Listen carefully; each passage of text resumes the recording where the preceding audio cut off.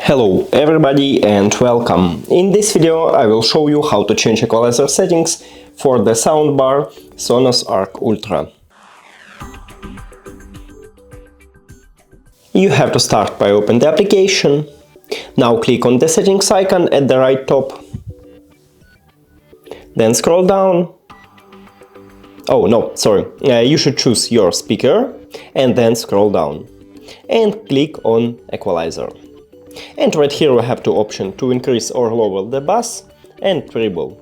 So do the best one for you. I guess this is good for me, and go back. If you don't like this preset, these settings, you can just click on reset and reset it to factory settings.